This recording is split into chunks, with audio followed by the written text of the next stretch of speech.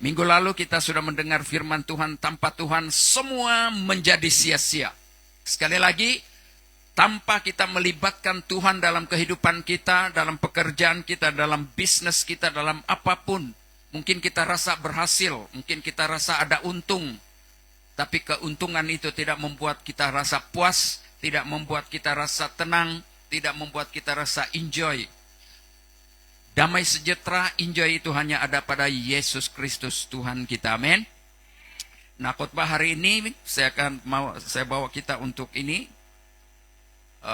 untuk sepanjang bulan Januari ini, khotbah siri yang ketiga saya rasa ini, khotbah bersiri supaya kita paham. Tanpa Tuhan, apapun yang kita lakukan minggu lalu, ya firman Tuhan minggu lalu, semuanya sia-sia. Pagi hari ini Tuhan buka jalan baru bagi Anda yang sedang mengalami kekecewaan. Oke? Mungkin hari-hari ini kalau kita lihat banyak orang yang dilanda rasa kecewa, sakit hati, broken heart. Hati terluka. Oke, mungkin karena orang yang kita percayai melukai kita, meninggalkan kita. Orang yang selama ini kita harap-harap, tahu-tahu dia yang mengecewakan kita. Ya mungkin kita kecewa karena pekerjaan, kita mungkin apalagi melibatkan Tuhan. Ya saudara mungkin pernah berdoa selama ini dari dulu sampai sekarang belum dijawab-jawab. Dan kita rasa mulai kecewa. Ya, bahkan mungkin ada yang mau kecewa sama Tuhan. Ya, pagi hari ini kita lihat, kita belajar, mari kita belajar. Biarlah firman Tuhan yang kita kongsikan bersama pagi hari ini sebagai obat, sebagai jawaban bagi persoalan hidup kita. Oke, sekali lagi gereja LWCC adalah gereja yang bukan sekadar tempat beribadah, berkumpul, tapi kita adalah satu keluarga. Ya, kita membawa satu di mana kita sangat penting adalah kita membina hubungan antara satu dengan yang lain, hubungan sebagai satu keluarga di dalam Kristus Yesus. Kita bukan orang lain, kita di bawah satu kerajaan yang disebut kerajaan sorga. Kita lihat Yesaya 43 ayat 19 berkata begini, sesungguhnya aku hendak membuat sesuatu yang baru. Saya tidak tahu kalau boleh nampak, kamu boleh nampakkah tulisan dia segi kecil-kecil lah itu kan. Sesungguhnya, boleh nampakkah? Kalau yang oke.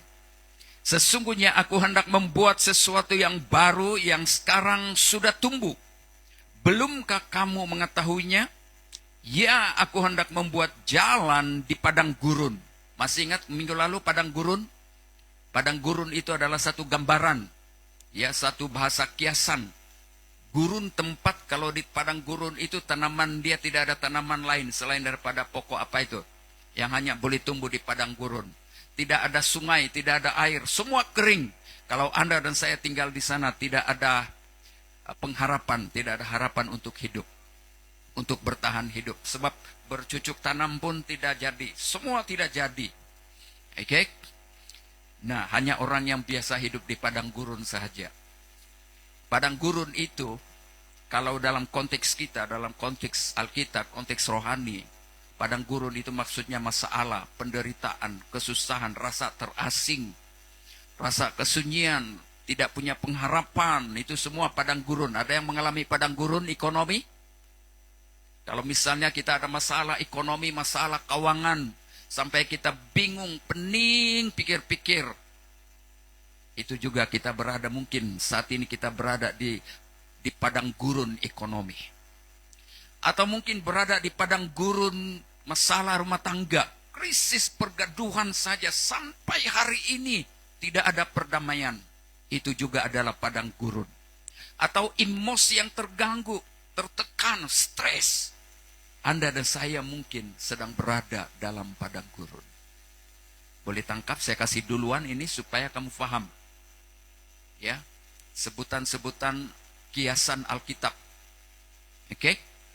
Atau sudah jatuh cinta tetapi orang kasih putus cintanya. Dan kita merana, sakit hati. Apalagi itu? Siapa yang pernah jatuh cinta lalu tiba-tiba karena putus? Bukan senang itu kan? Sakitnya hati. Aku hendak membuat jalan di padang gurun dan sungai-sungai di padang belantara. Sungai juga adalah bahasa kiasan Alkitab. Sungai sukacitamu mengalir dalamku. Oh yes. Yes. Sungai berbicara tentang sukacita. Sungai juga melambangkan firman Tuhan. Sungai juga melambangkan Roh Kudus, pekerjaan Roh Kudus. Sungai itu adalah kehidupan yang membuat kita haus, kita minum, hilang haus kita. Oke? Jadi itu maksudnya sungai. Sungai-sungai di padang belantara. Maksudnya penekanan ini adalah di tengah engkau kecewa, Tuhan boleh menggantikan kekecewaanmu, duka citamu dengan sukacita. Dan sukacita itu hanya ada pada Yesus Kristus. Tuhan akan membuat sungai, mengalirkan sungai-sungai di padang gurun, di tengah-tengah kekecewaan Anda. Itu maksudnya. Saya kasih duluan supaya kita paham. Boleh tangkap setakat ini? Oke. Haleluya, biarkan sungai sukacita Tuhan mengalir dan mengambil alih ya keadaan Anda dan saya hari ini. Apa yang kita alami? Pendahuluan kita lihat, kekecewaan adalah pengalaman yang tidak dapat dielak dalam hidup kita. Tidak dapat dielak. Tidak ada seorang pun yang boleh mengilak, lari dari perasaan kecewa.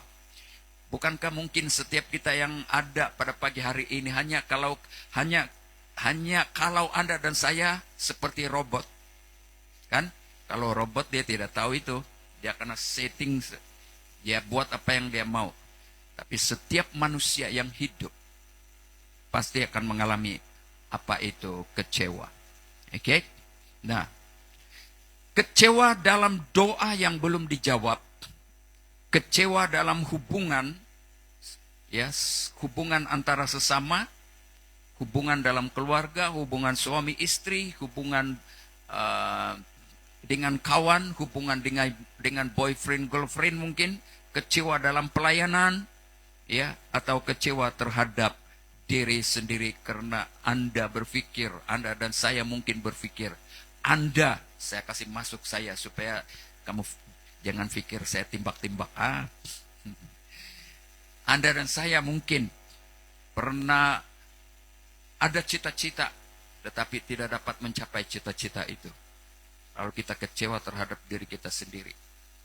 Ya mungkin karena kemampuan kita terbatas dari segi ekonomi. Ibu bapak kita tidak punya keuangan untuk membantu kita untuk mencapai cita-cita kita. Itu maksudnya. Ya, kita pergi seterusnya. Namun firman Tuhan, ya, dalam keadaan seperti itu firman Tuhan mengajak kita. Dia katakan, mengajar kita bahwa kekecewaan bukan penamat. Ya, bukan penamat, bukan akhir cerita hidup Anda. Selagi Anda dan saya bernafas, masih bergerak, saudara Anda boleh melakukan lebih dahsyat lagi bersama Tuhan. Melainkan sering menjadi permulaan. Kekecewaan, kegagalan kita. Ya, melainkan sering menjadi permulaan, titik mula. Lembaran karya, itu maksudnya pekerjaan Tuhan, pertolongan Tuhan yang baru bagi Anda dan saya. Yang akan membuka mata rohani kita. Dari kekecewaan, mungkin kita gagal membuat kita kecewa. Tetapi kegagalan dan kekecewaan itu bukanlah akhir dari perjuangan kita. Tetapi itu adalah titik permulaan yang membuka mata kita untuk melihat kenapa saya kecewa. Dari mana asalnya saya kecewa? Saya gagal kenapa? Apa sebabnya? Pasti ada sebab. Lalu kita kembali kepada titik itu. Dan membuat kita mau memperbaiki. Kecuali Anda dan saya mau tinggal dalam perasaan kecewa itu. Ya, kalau kita membiarkan perasaan itu mengikat kita, maka Anda dan saya akan menjadi hamba, menjadi mangsa dari perasaan kecewa. Ada yang kecewa hari ini sampai hari ini? Mari lihat firman Tuhan. Mazmur 34 ayat 19, Tuhan itu dekat kepada orang-orang yang patah hati, orang yang remuk hati, orang yang kecewa. Remuk itu maksudnya kecewa sangat dalam. Dan firman Tuhan ini memberi kita satu penghiburan, satu harapan. Ya, apabila kita tangkap dengan iman bahwa Tuhan tidak membiarkan perasaan kecewa Anda dan saya. Dia siap untuk mengubah kekecewaan itu menjadi satu sukacita. Kita lihat ya, apa dalam Yesaya 43 dan Mazmur 34 ini, kita lihat Yesaya 43 ini ditujukan kepada bangsa Israel. Konteks, maksudnya konteks firman dari Yesaya 43 ini kita lihat cerita latar belakang daripada kenapa ya dalam 43 ini berkata demikian. Ya, ini ditujukan sebenarnya adalah satu cerita, satu kisah tentang orang-orang Israel yang ditawan dan dibawa sebagai tawanan. Ya, apa itu kalau menurut sudah itu? Ulun Israel, ya, kinakat, kinamka itu. Ya, ini fitra saumi intok bukan negeri rilo. Jadi apabila ilo ini fitrah ini ya, kono inuma ilo kono kuli-kuli sahaja. Ya, berarti patila ini fitrah saumi intok, saumi negara yang disebut Babel. Jadi karena ilo sebagai tawanan enggak kalau menurut itu ya. Jadi nando hak rilo, bekerja tanah nando hak rilo, bukan milik mereka. Jadi itulah sebabnya mereka waktu dalam pembuangan di Babel, mereka merasa tertekan. Hak mereka tidak punya hak. Tidak ada kedudukan.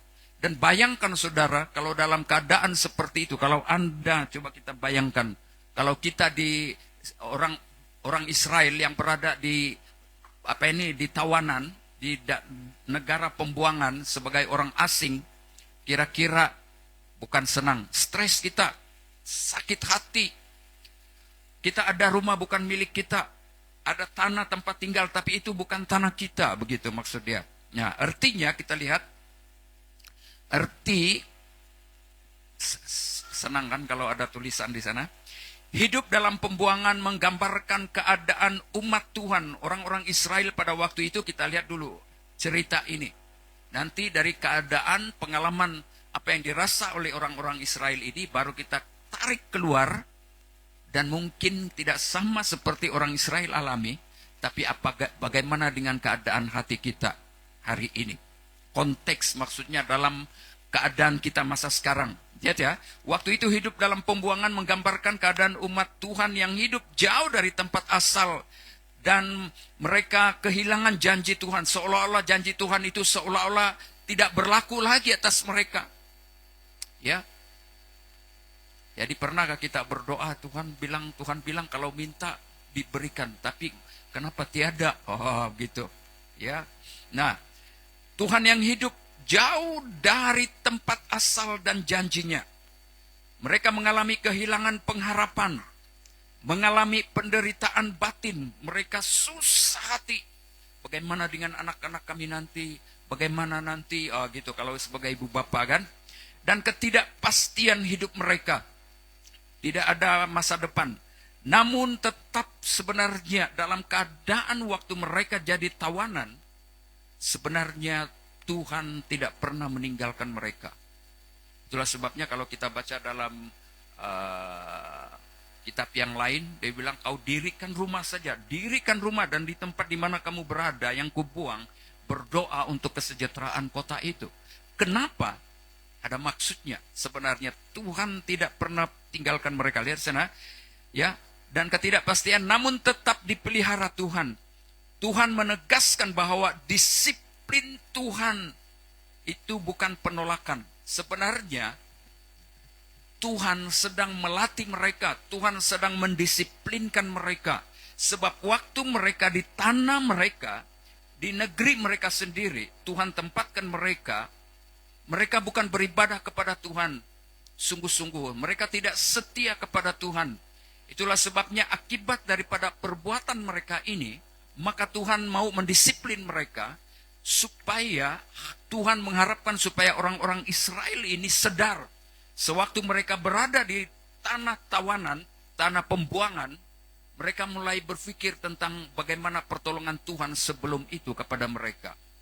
Ya, dan Tuhan mau mengharapkan supaya mereka kembali kepada penyembahan yang benar, kembali kepada Tuhan.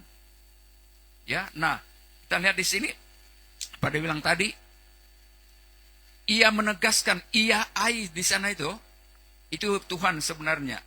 Tuhan menegaskan bahwa disiplin Tuhan bukan penolakan. Waktu mereka berada dalam penderitaan, waktu mereka berada dalam pembuangan yang seolah-olah mereka tidak punya pengharapan, sebenarnya Tuhan tidak membiarkan mereka, tetapi itu adalah Tuhan sedang mendisiplin mereka. Sama seperti kita.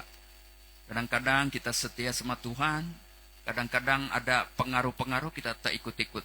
Lalu Tuhan biarkan kita ditawan oleh musuh. Ya, musuh mungkin musuh di sini bukan sama dengan musuh orang-orang Israel. Tuhan izinkan orang-orang Babel, ya, datang menawan mereka. Tapi musuh kita hari ini mungkin bukan musuh secara jasmani. Tapi Tuhan izinkan konflik, masalah terjadi dalam pekerjaan kita, masalah terjadi dalam keluarga kita. Itu adalah musuh. Tuhan izinkan itu terjadi, tapi bukan berarti Tuhan meninggalkan kita. Tapi Tuhan mau supaya seboleh-bolehnya dalam keadaan itu kita sadar. Amin. Boleh tangkap setakat ini? Sana. Di tengah-tengah keterasingan, Tuhan sedang mendidik. Di tengah-tengah mereka berada di negara asing, terasing dengan negara mereka sendiri. Sebenarnya Tuhan sedang mendidik mereka, Tuhan sedang memurnikan iman mereka, serta mempersiapkan pemulihan terjadi dalam diri mereka. Itu sebabnya dalam kitab Yeremia 29 ayat 11 tuh, rancanganku bukan rancangan kecelakaan, tapi rancangan yang memberikan masa depan yang penuh harapan. Itu rancangan Tuhan. Tetapi ini tidak akan terjadi kalau orang-orang Israel tidak mau bertobat, tidak mau dipulihkan.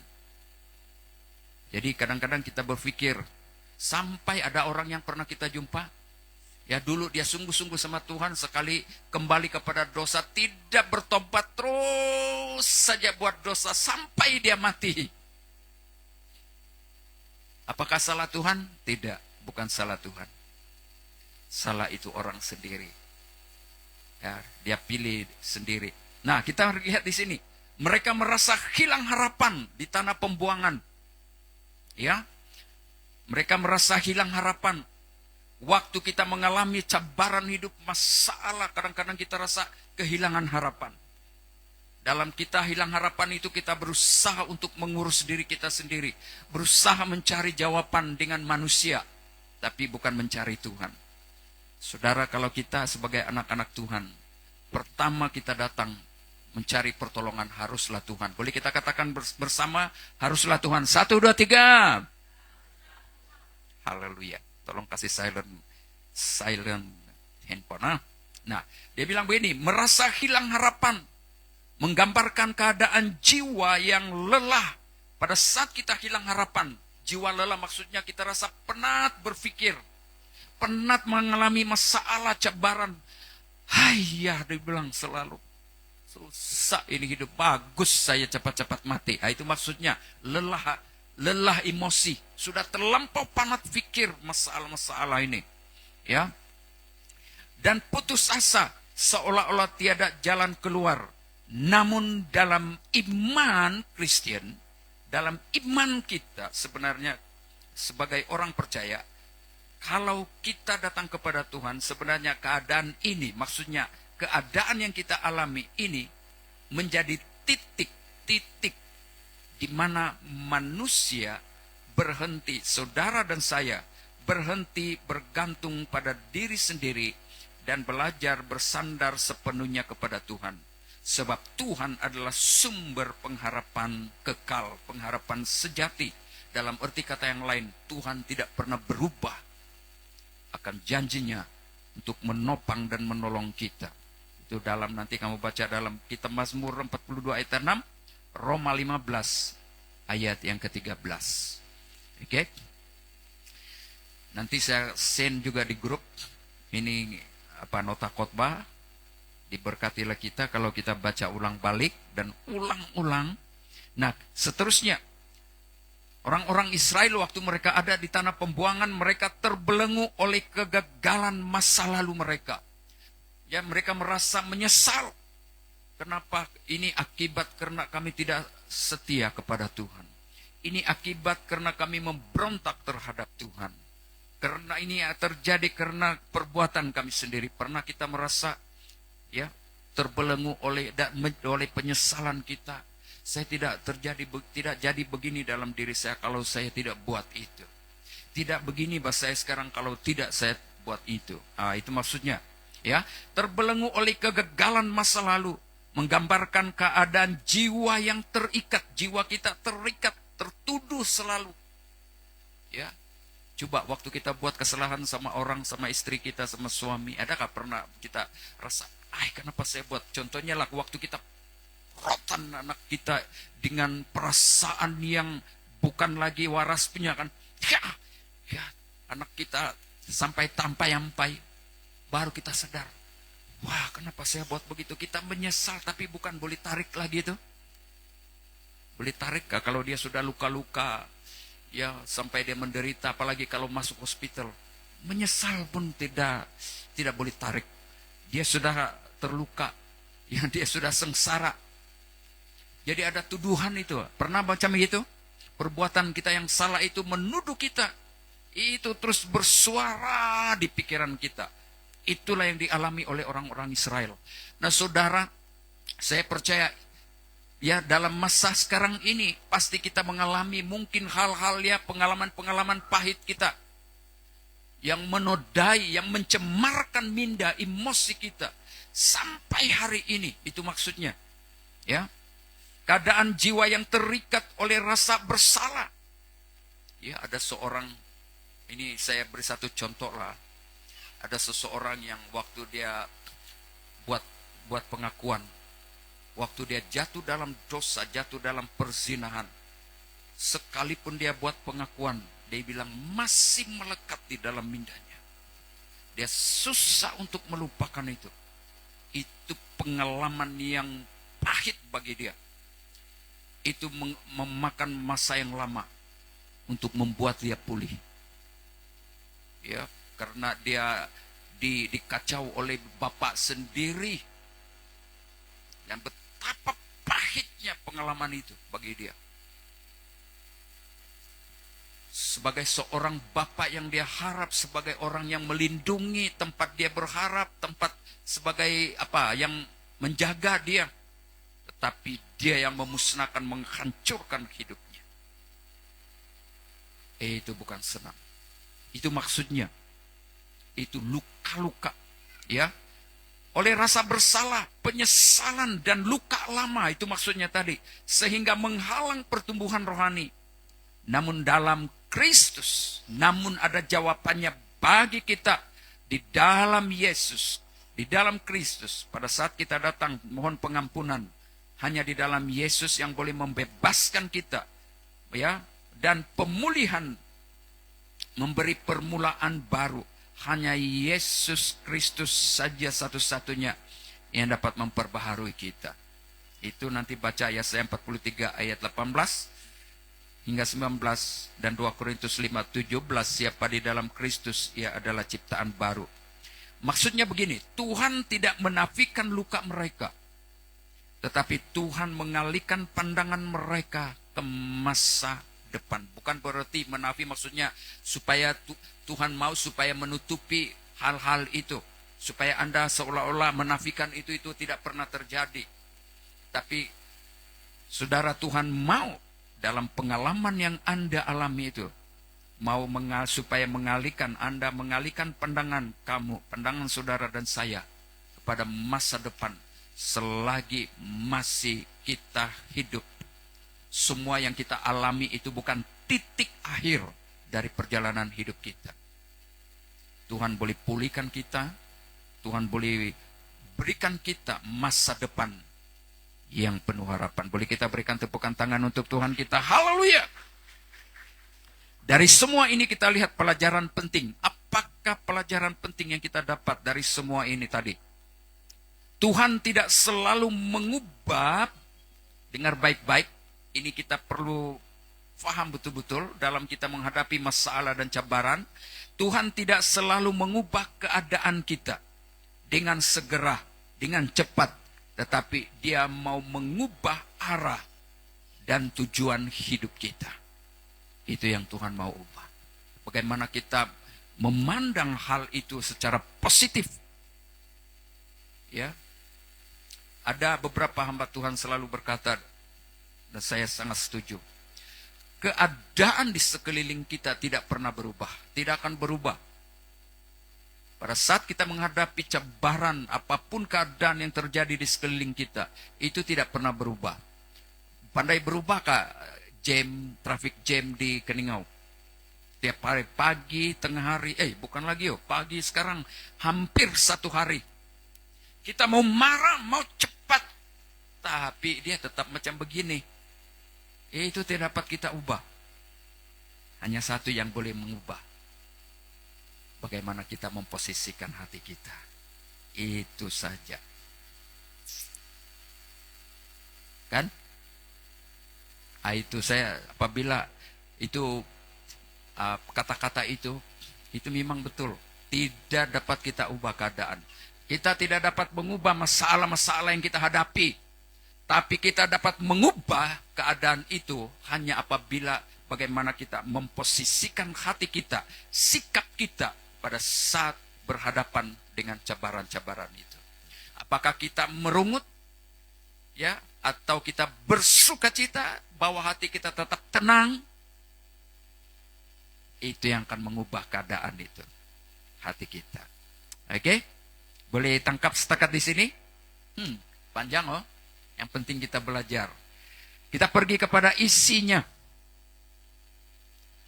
Nah sekarang, kita lihat Tuhan sedang bekerja walaupun kita kecewa. Apakah Anda dan saya kecewa hari-hari yang lalu? Sesungguhnya Tuhan bilang, aku hendak membuat sesuatu yang baru. Mari kita tangkap dengan iman. Kekecewaan sering membuat kita berfokus pada apa yang gagal. Ya, kegagalan-kegagalan masa lalu kita. Kita berpikir kita itu saja, kenapa ini, kenapa itu, semua terjadi. Kadang-kadang kita berpikir begitu. Ya. Tapi Roma 8:28 menjawab, Allah turut bekerja dalam segala sesuatu untuk mendatangkan kebaikan. Apakah firman Tuhan ini mau kita menafikan keadaan yang kita hadapi? Tidak. Tapi Tuhan mau supaya kita dalam keadaan yang kita hadapi, Tuhan mau supaya kita berpikir positif. Boleh kita katakan bersama positif. 1, 2, 3. Ada satu orang, waktu dia tunggu bus, janji pukul 10. Dia tunggu jam 10, jam 11, 12. Tidak sampai-sampai. Ini orang yang janji ini. Lalu dia berpikir, dia mau marah. Dia bilang, daripada saya marah, bagus saya bersyukur. Dia bersyukur. Tiba-tiba ada orang datang di dekat dia, menunggu juga. Tahu-tahu ini Tuhan kirim bagi dia untuk memberitakan kabar baik kepada orang ini. Sekali dia berita, berupa-rupanya orang yang datang ini, yang dia sedang kongsi firman Tuhan ini, betul-betul mau mengakhiri hidupnya, mau bunuh diri. Kalau kawan dia datang jemput jam 10 pagi itu, ini yang tadi yang perlu pertolongan ini, memang dia sudah jadi bunuh diri. Sekali dia layan sampai bertobat, sampai sudah itu dia cancel dia punya pikiran yang mau bunuh diri. Baru dia mulai melihat tujuan arah hidupnya. Dia mulai memiliki suatu pengharapan yang baru. Nah saudara, baru yang datang menjemput dia ini dari jam 10 dia tunggu. Jam 12 baru sampai. baru dia pikir, rupa-rupanya ini pula tujuan Tuhan. Kadang-kadang kita tidak paham cara Tuhan dalam perjalanan hidup ini. Ada masanya kita pikul salib dulu sebelum kita melihat kesuksesan, pencapaian yang ada di depan kita. Boleh kita berikan tepukan tangan untuk Yesus Tuhan kita. Nah, dikatakan apa yang harus kita buat? Ya, dalam hal ini, jangan biarkan kekecewaan menutup mata iman kita. Ya, jangan biarkan kekecewaan menutup mata iman kita. Dalam arti kata yang lain, pada saat kita menghadapi masalah dan cabaran dalam hidup kita, jangan sampai itu membuat kita ya macam bertindak dengan di luar daripada apa? Di luar daripada kewarasan kita. Macam tadi ini kan, dia mau marah sudah. Tapi dia pikir daripada macam begitu saya bersyukur. Pada waktu dia bersyukur, tahu-tahu Tuhan kirimkan seseorang untuk supaya dia boleh layani. Dimenangkan bagi Kristus. Ya. Nah, kadang-kadang saudara menutup mata iman ini begini. Pernah baca tentang Yesus berjalan di atas air? Ya, awal pagi murid-muridnya Tuhan suruh mereka duluan. Suruh duluan selepas dia memberi makan 5.000 orang. Mereka, Yesus bilang kamu duluan lah. Jadi mereka Petrus dan yang lain-lain mendayung. Ya, Yesus pergi ke atas gunung, dia berdoa. Jam 3 pagi, ombak mulai memukul perahu Petrus dan kawan-kawannya. Mereka berusaha dengan kekuatan sendiri, menyelamatkan diri. Tidak boleh, tidak dapat. Ya, mereka rasa sudah kehilangan harapan. Pas cabaran yang mereka tahu, matilah kita. Tapi di tengah-tengah mereka sedang sibuk minda, mereka sudah hilang waras, yang mereka pikir mau mati, matilah tenggelam kita. Di tengah-tengah mereka mulai tidak ada harapan. Yesus datang. Ya. Dia datang. Dia bilang jangan takut.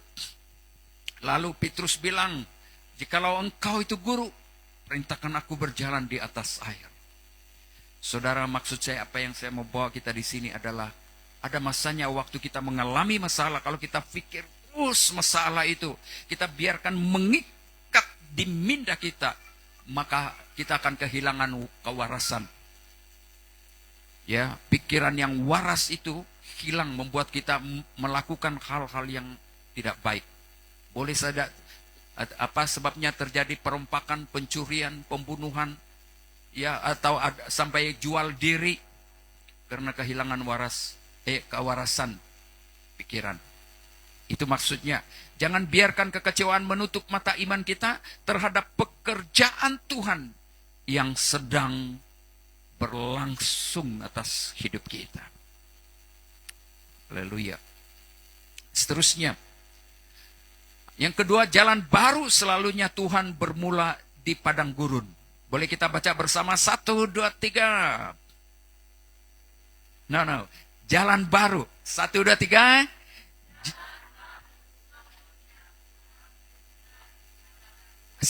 Sekali lagi, kuat-kuat. 1, 2, 3. Jalan baru.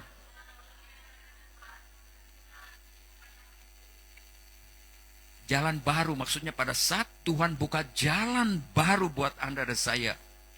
Pertama-tama, Dia izinkan dulu kita berjalan di padang gurun. Masih ingat padang gurun? Dia izinkan dulu kita menghadapi cabaran, masalah, tentangan dalam hidup ini. Kita lihat, aku hendak membuat jalan di padang gurun. Padang gurun melambangkan kekosongan.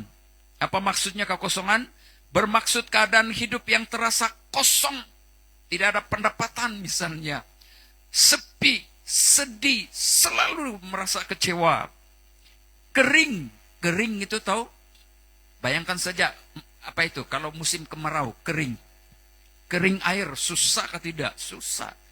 Kering di sini adalah masa kita dalam kering dari segi keuangan, kering tidak ada sukacita, selalu emosi dan sebagainya. Itu maksudnya kering. Dan tanpa arah hidup kita tidak ada arah lagi, tiada kekuatan, tiada harapan atau kepuasan batin. Dalam Alkitab, padang gurun menggambarkan saat manusia kehilangan tempat untuk berharap.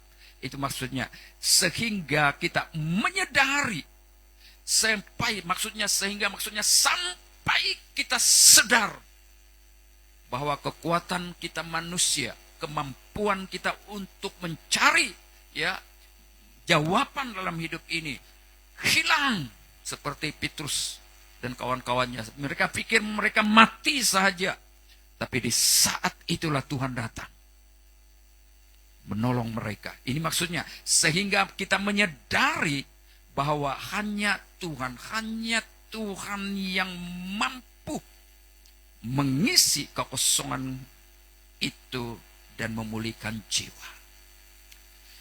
Seperti dulu Grace lah, ini bukan bangga-bangga, bukan. Saya mau beritahu kita. Saya tahu kehidupan, saya tahu apa yang dia alami sebagai ibu bapak. Setelah dia tamat tingkatan 6, lepas itu kira dia mau masuk UPSI pula itu, gereja UPSI itu. UPSI. Dia mohon, bukan tidak layak. Kawan-kawan dia semua masuk.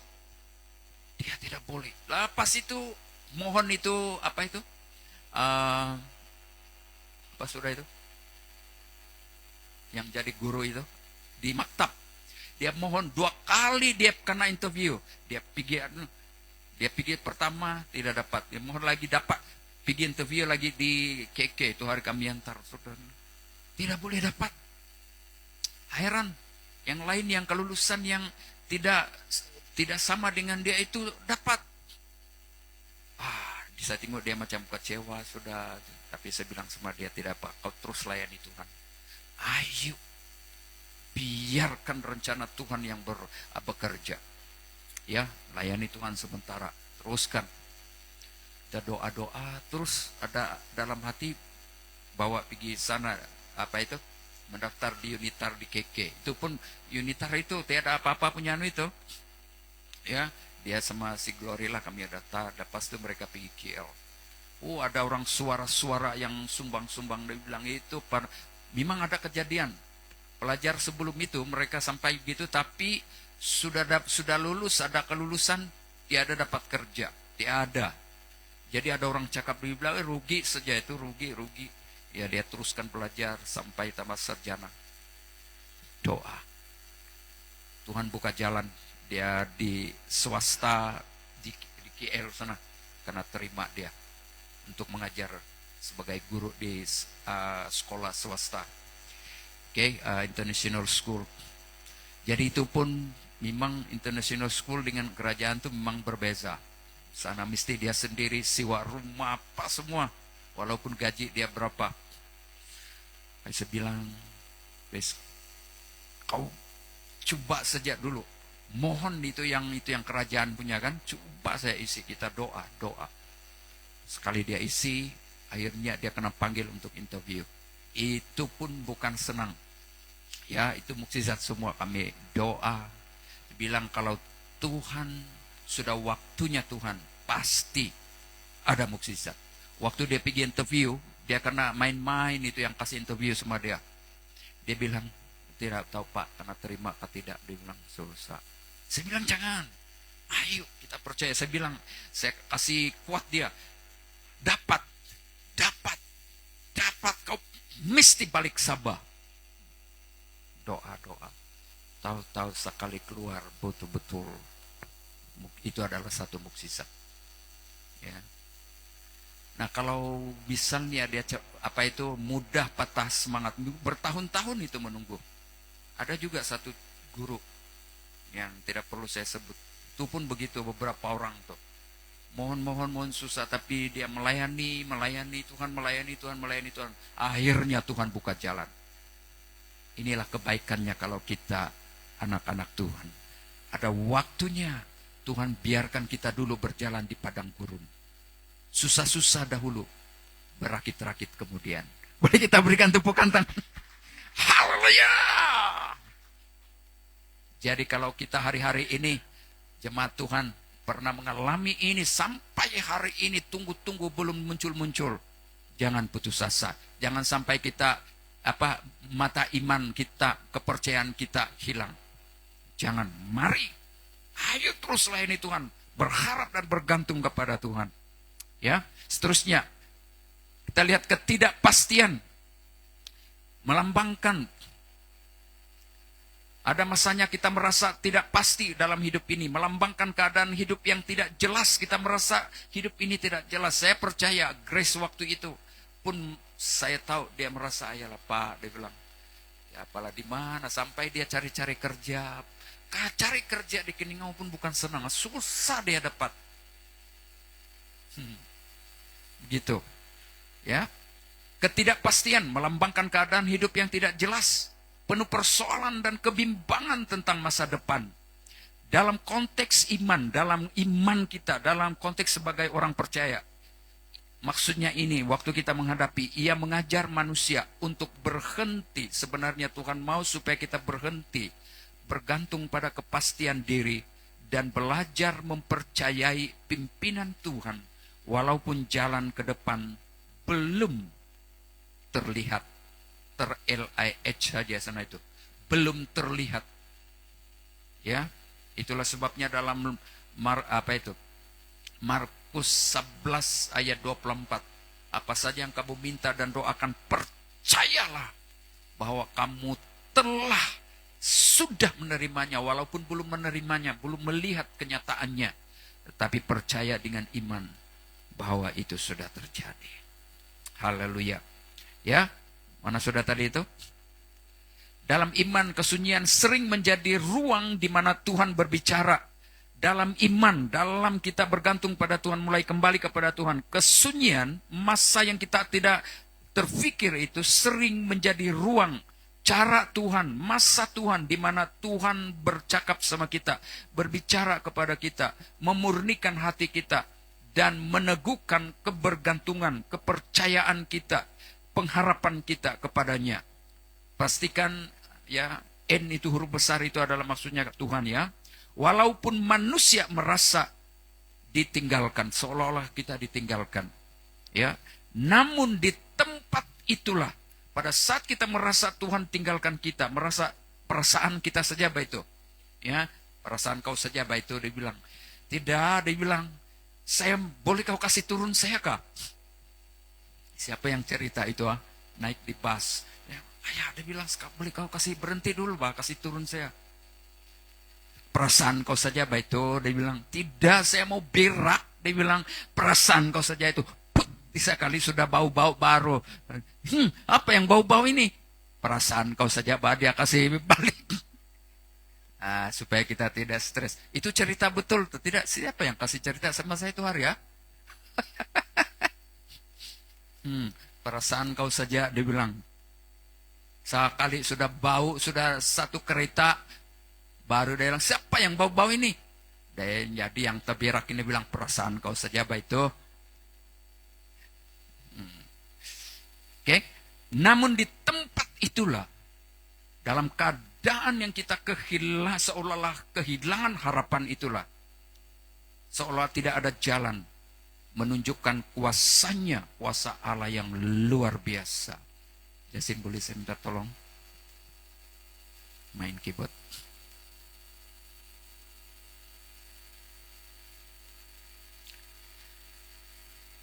Masih banyak ini. Jadi saya baca sajalah ya. Kita pergi Keluaran 13:21. Tuhan berjalan di depan mereka. Maksudnya gini, apa yang harus kita buat sekarang? Jangan takut, mari tanam ke dalam hati kita hari ini. Peringatan ini. Jangan takut berada di musim yang susah atau sukar. Jika Tuhan membawa kita ke padang gurun, Dia juga menyediakan jalan keluar. Boleh kita baca bersama-sama? Apa yang harus kita buat hari-hari ini. Mulai hari ini, esok dalam perjalanan hidup kita. Itu maksudnya apa yang harus kita buat. Apa yang harus kita terapkan dalam diri kita. Dalam hati kita hari ini. Untuk menghadapi masa depan kita, hari esok kita. Mari kita baca, 1, 2, 3. Jangan takut berada di musim yang susah atau sukar. Jika Tuhan membawa kita di padang gurun, Dia juga menyediakan jalan keluar. Kalau Tuhan izinkan masalah dan cabaran berlaku, kita alami dalam hidup ini, berarti Tuhan sebenarnya sedang menyediakan jalan keluar bagi Anda dan saya. Amin. Haleluya. Itulah maksudnya firman Tuhan yang berkata, tema firman Tuhan yang kita dengar pagi hari ini. Tuhan buka jalan baru bagi Anda yang sedang mengalami kekecewaan. Saya ada 5 poin di sini, tapi saya sampai di sini dulu. Saya takut nanti kita lama-lama, dia diambil orang. Maksudnya tidak paham nanti, tapi saya rasa sudah cukup padat itu. Kan? Oke? Kembali kepada tema itu, Tuhan buka jalan baru bagi Anda yang sedang mengalami kekecewaan. Sebagai kesimpulan, nanti saya kirim ini kamu baca habis dari ayat firman Tuhan ini. Kalau Anda hari-hari yang lalu menghadapi masalah dan cabaran, jangan biarkan kekecewaan Anda mengikat mindamu. Jangan tinggal di dalam perasaan kecewa. Jangan merasa diri Anda tidak mampu. Ya.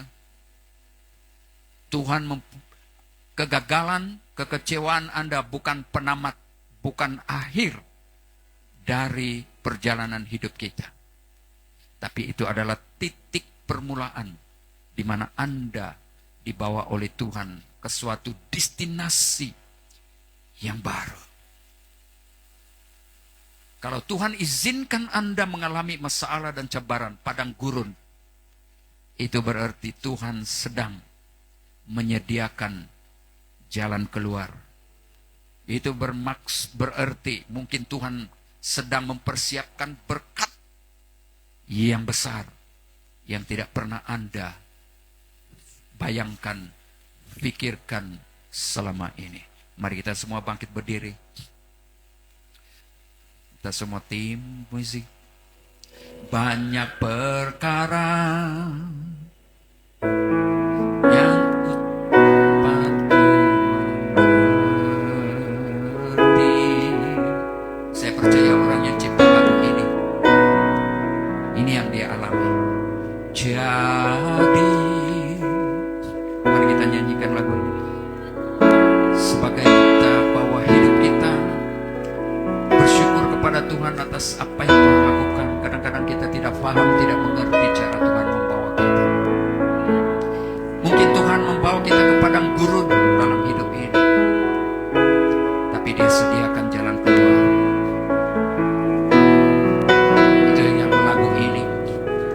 Mari kita nyanyikan sebagai doa kita. Mungkin inilah diri kita, dan kita berkata demikian melalui penyembahan. Tak mengerti Allah peduli segala persoalan yang kita tak akan pernah dibiarkannya ku bergumul sendiri, sebab Allah mengerti. Mari kita tenang di hadapan Tuhan. Jemaat Tuhan, Yesus Kristus datang untuk menyelesaikan semua apa yang menjadi beban kita di atas kayu salib. Dia datang sebagai Allah Immanuel, Allah yang menyertai kita, Allah yang tidak pernah membiarkan kita. Dia mati di atas kayu salib. Itu membuktikan bahwa Dia tidak akan meninggalkan kita. Mari kita belajar menyerahkan semua. Apakah Anda mengalami kekecewaan dalam pekerjaanmu, mengalami kekecewaan dalam hubungan, mungkin dalam keluarga, suami istri, anak-anak, ibu bapa dan sebagainya. Mari kita bawa di hadapan Tuhan dan katakan, mari letakkan di bawah kaki Tuhan dan katakan, lalu saya merasa kecewa. Sehingga kekecewaan ini mengikat mindaku dan sampai saya berpikir bahwa tidak ada harapan untuk saya maju. Tidak ada harapan untuk saya sembuh mungkin dalam penyakit. Tapi hari ini saya percaya Tuhan membawa saya untuk keluar dari semua ini. Mari kita nyanyikan lagu ini sebagai tanda respon iman kita. Kalau selama ini kita menganggap diri kita tidak ada harapan lagi, kita berpikir kenapa masalah ini padang gurun ini. Ya, terus saya berjalan di dalam padang gurun masalah. Hari ini kita mendengar kebenaran firman Tuhan. Tuhan dekat dengan mereka dalam Mazmur katakan tadi, mereka yang patah hati, yang remuk hati, yang mau memulihkan kita. Mari buka hati kita dan saat kita menyanyikan lagu ini, sementara kita menyanyi, biar hati kita, pikiran kita berkata, Tuhan, saya serahkan semua kekecewaan saya serahkan semua kegagalan saya serahkan semua, bahkan Tuhan saya mau mengampuni orang yang menyakiti hatiku, yang membuat saya terluka, yang membuat career saya, pekerjaan saya, atau mungkin studi saya terhenti karena mereka ini Tuhan. Saya mengampuni mereka, saya mau melepaskan kesakitan hatiku, dendam, kebencian. Lepaskan hari ini dan biarkan Tuhan membuka jalan baru buat Anda.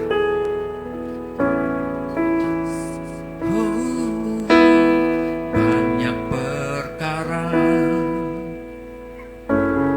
yang tak pernah ku mengerti. Mengapa harus terjadi di dalam kehidupan ini? Satu perkara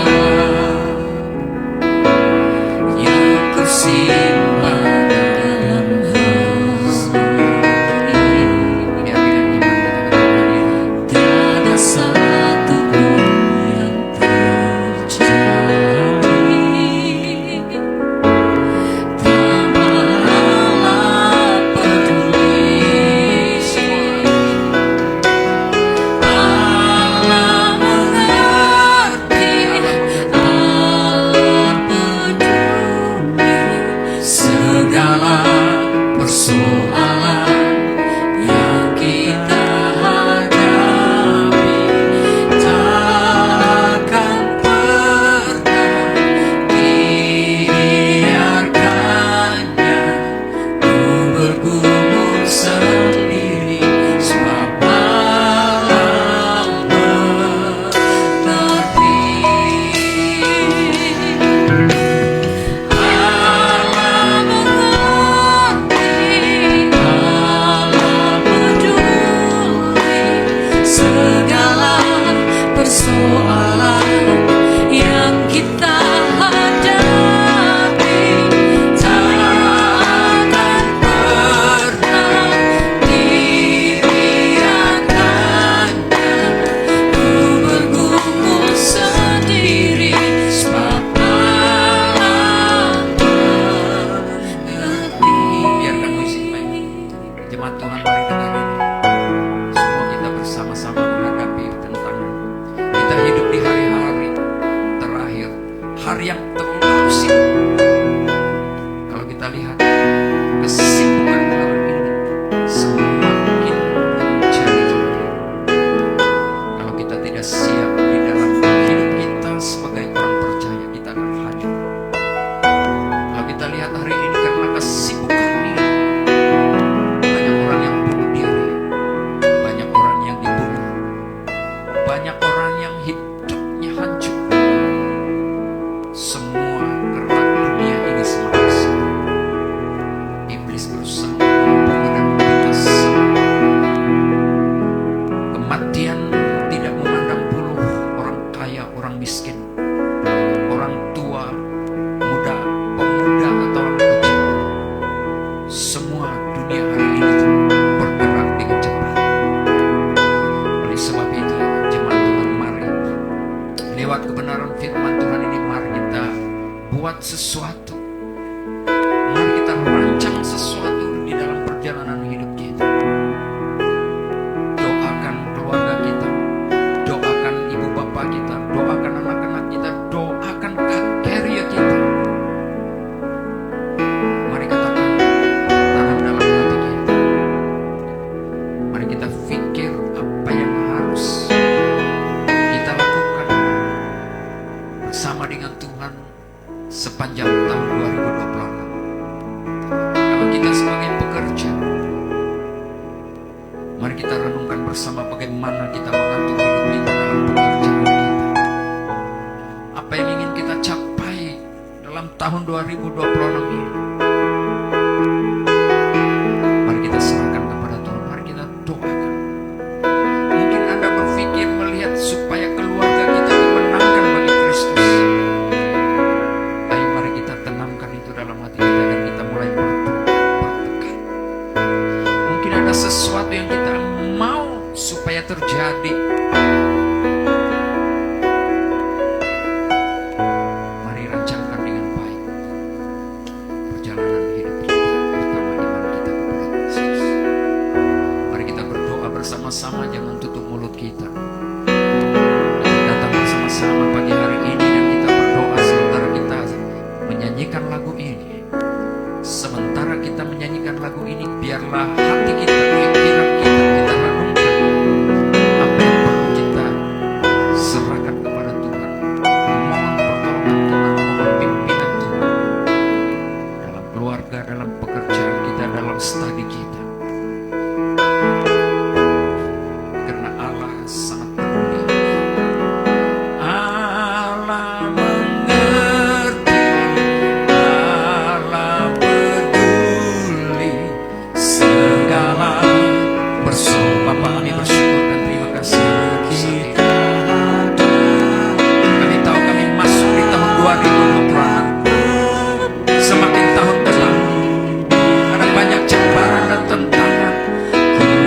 Dunia ini semakin cepat berubah, perubahannya semakin dahsyat, sehingga kehidupan manusia hari ini semakin kebingungan, mau bergerak terus, mau berlari terus, akan mengejar sesuatu.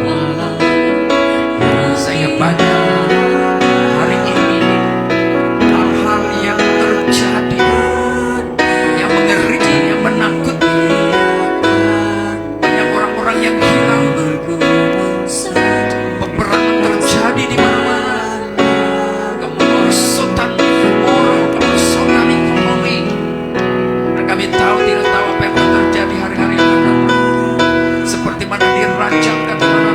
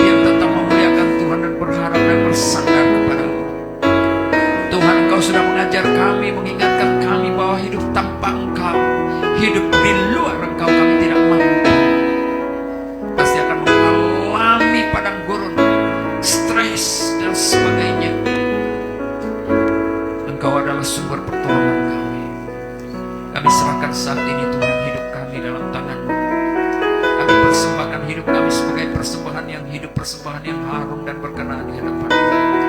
Ini kami Tuhan. Haleluya. Di saat ku tak berdaya, kuasa-Mu yang sempurna. Ketika ku percaya, mukjizat itu nyata, bukan karena kekuatan, namun Roh-Mu yang Tuhan. Ketika ku berdoa, mukjizat itu nyata.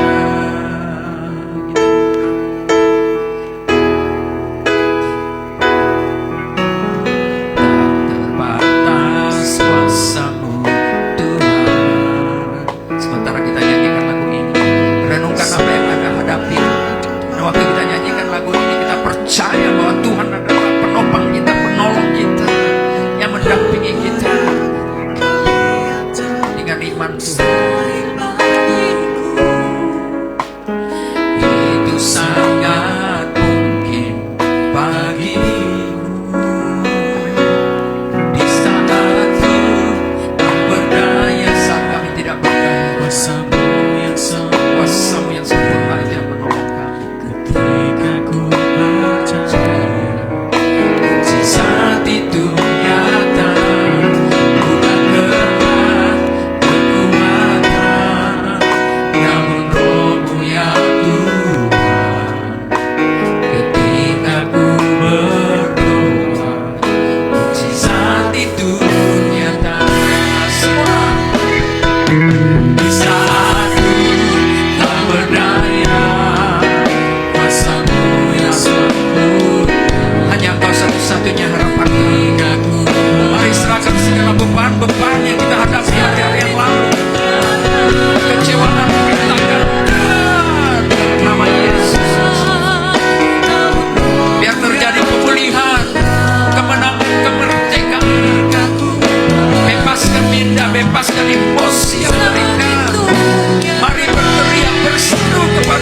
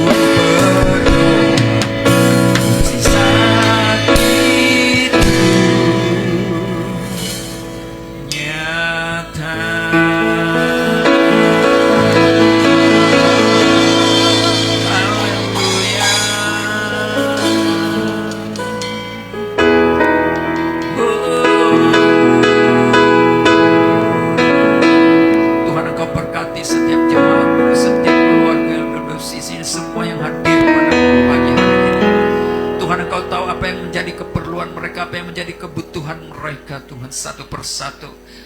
Tuhan, Engkau mengetahui dan Engkau mengenal keluarga, setiap keluarga ini, setiap ibu bapak, setiap anak-anak. Tuhan, bahkan anak-anak muda kami serahkan dalam tangan-Mu. Masa depan kami, masa depan mereka, masa depan anak-anak kami, anak muda, bahkan masa depan anak-anak sekolah minggu, semua di dalam tangan.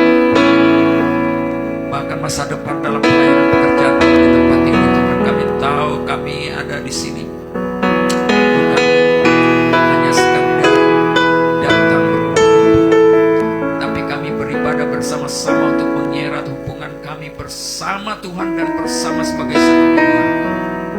Tuhan, mari Engkau melihat beban-beban yang dihadapi oleh anak-anak-Mu. Teruskan berdoa.